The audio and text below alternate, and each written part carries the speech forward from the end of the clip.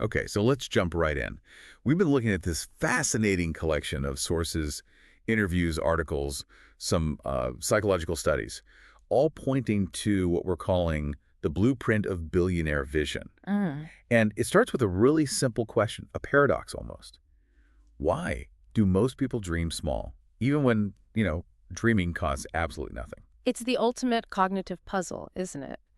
And our mission for this deep dive is to really dissect the mechanics behind that. We're not talking about stock tips or anything like that. No, not at all. We're digging into the mental framework, Yeah. the real differences between thinking from a place of your current limitations and thinking from a place of, well, pure potential. Because the sources are so clear on this one core distinction. Yeah. It all seems to boil down to the ruler you use to measure your own ambition. Precisely. The vast majority of people, they measure their dreams with what they have right now. Right. Their bank account, their background, their current job.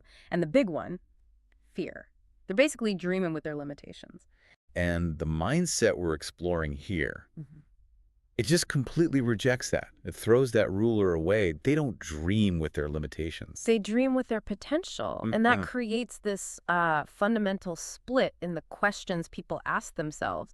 Most people look at a huge goal, and the first question is always rooted in judgment.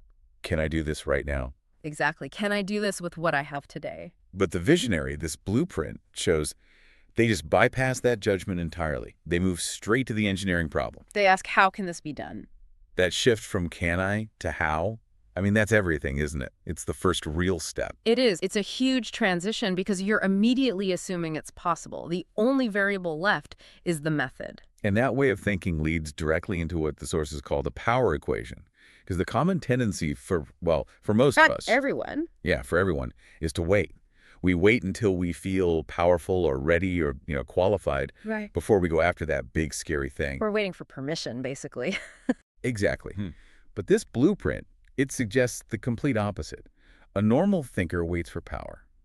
The visionary, they set the ridiculously huge goal first. And then they grow into the power needed to get it done. The dream itself actually creates the pressure for growth. So the takeaway for you is, you don't need power to dream big. The sources are confirming that big dreams actually create the power. It flips cause and effect on its head. Right. Vision becomes the catalyst, not the result of having resources. I mean, if you look at the start of any massive company, the resources were never there on day one. Not at all. The vision had to be so powerful, so compelling that it just pulled in the money, the people, the talent, all of it. That's the mechanism. But let's be real here for a second. If you commit to a dream that is way bigger than you are right now, Oh, it's going to feel uncomfortable. incredibly uncomfortable. Risky. Sometimes even painful. And that feeling, Mm. for most people, is the signal to stop, Hmm. to pull back into what's safe.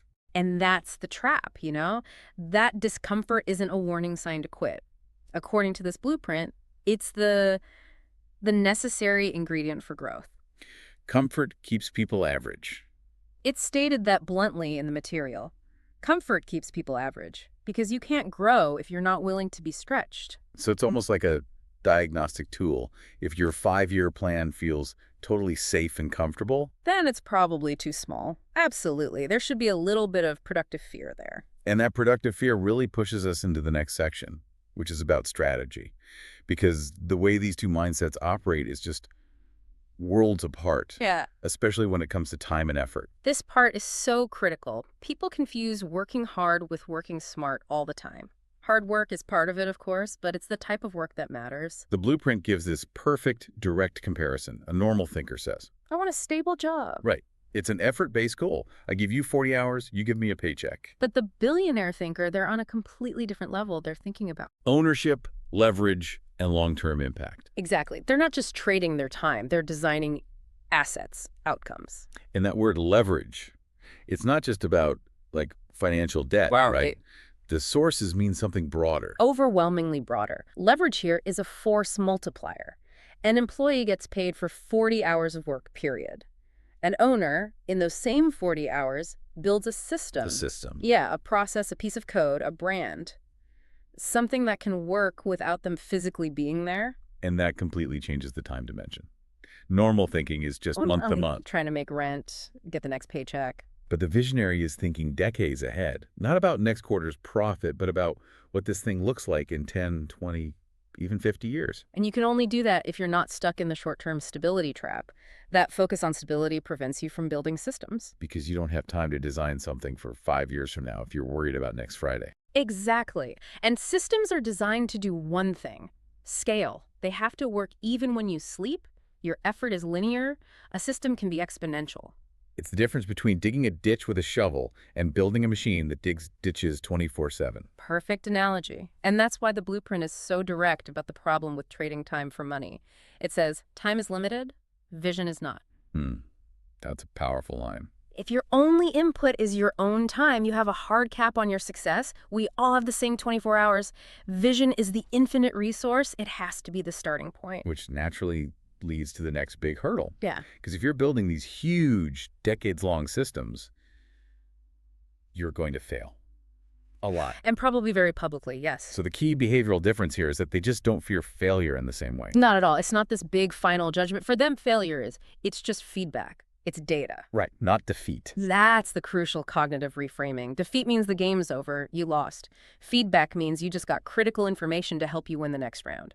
You could see it in the questions they ask. Most people are asking. What if I fail? Yeah, which is all about shame, embarrassment, negative outcomes. But the visionary, they're just not wasting energy on that. They're asking, What will this teach me? a question that leads to growth, not paralysis. Every failure makes the system smarter. Which is why they can take action immediately. Yeah.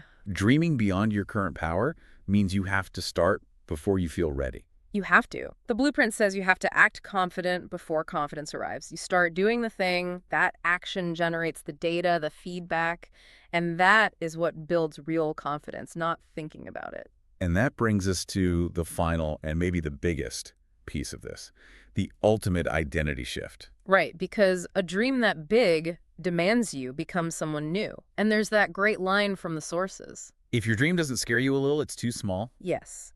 It has to be big enough to force you to evolve. So the focus moves away from just, assessing what you can do now and toward actively transforming yourself. It's the final change in that internal dialogue we've been talking about. You have to stop asking that limiting question. Am I capable? That question just sets you up for failure because the answer for a goal that big is almost always no, not yet.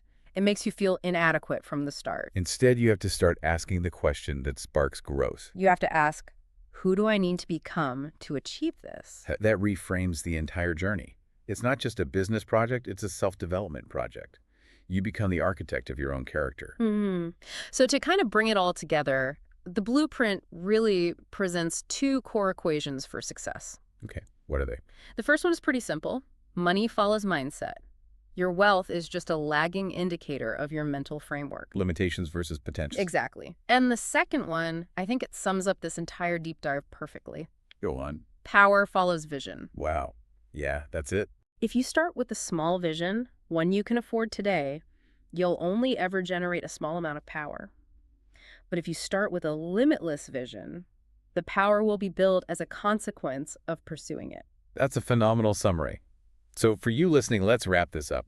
We started with the puzzle of why people dream small. And the sources give us the answer. So two core takeaways. First, measure your dreams by what's possible in the future, not what's in your bank account today. And second, you have to dream big first. Let that huge, scary goal create the pressure, and then let your action build the power you need to get there. And the final instruction from the blueprint is really the call to action here. Which is? Think with a billionaire. Dream bigger than your power, and let action catch up. Fantastic. But before we go, I want to leave you with one final thought to chew on, building on that idea of ownership and leverage. That's the real hinge point, I think. It is. So if the main thing holding you back is fear about your current situation, your job, your savings, what if you could break free by identifying just one small thing in your life right now where you already have ownership and leverage? Interesting. It could be a unique skill, a tiny side project you've been ignoring, a piece of writing, just some small asset you already possess. Yeah. What if that tiny foothold is the key that unlocks that decades ahead thinking? You don't need $1 billion to start building your first scalable system. Finding that existing kernel of control to fuel that limitless vision, that's how you make this mindset actionable today. Exactly. Thank you for sharing these sources for what's been an incredible deep dive. We